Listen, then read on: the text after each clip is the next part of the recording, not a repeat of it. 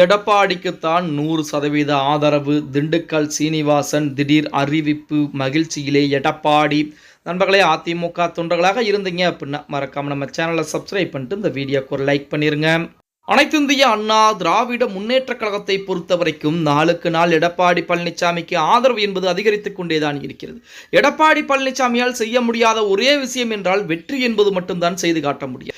இந்த தேர்தலிலே அதிமுக வெற்றி பெற்றிருந்தால் கண்டிப்பாக அதிமுக இருந்து எந்த ஒரு பிரிவினையும் வந்திருக்க போவது கிடையாது. ஏன் திருமாவளவனை முதலமைச்சராக பதவியிலே அமர வைத்து அதற்கு அதிமுகவும் திமுகவும் ஆதரவுகளை கொடுத்திருந்தாலும் எந்த ஒரு பிரச்சனையும் வரப்போவது கிடையாது. ஏனென்றால் அனைவருக்குமே பதவி என்பது கிடைத்தது. அதன் காரணமாக எந்த ஒரு பிரச்சனையும் வரப்போவது கிடையாது.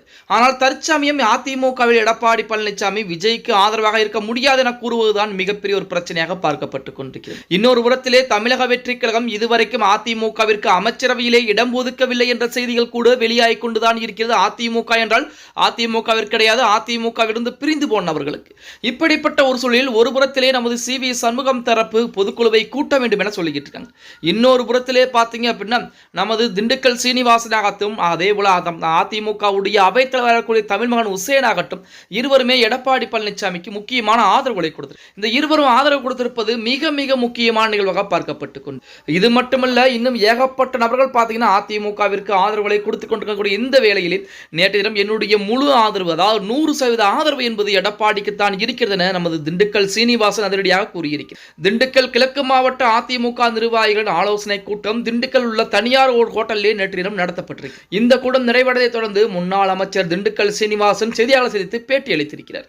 அவர் பேசுகையிலே கழக பொதுச்செயலர் எடப்பாடி பழனிசாமியின் தலைமையை முழுமையாக ஏற்பவர்கள் அனைவரும் நேற்று முன்தினம் நடைபெற்ற ஆலோசனை கூட்டத்திலே கலந்து கொண்டு தங்களுடைய ஆதரவு கையெழுத்துக்களை ஏற்றிருக்காங்க. இதன் மூலம் திண்டுக்கல் மாவட்டத்தில் எடப்பாடி பழனிசாமிக்கு அதிமுக நிர்வாகிகள் மற்றும் தொண்டர்கள் ஆதரவு என்பது 100% இருக்கிறது என நமது திண்டுக்கல் சீனிவாசன் அதிரடியாக கூறியிருக்கிறார்.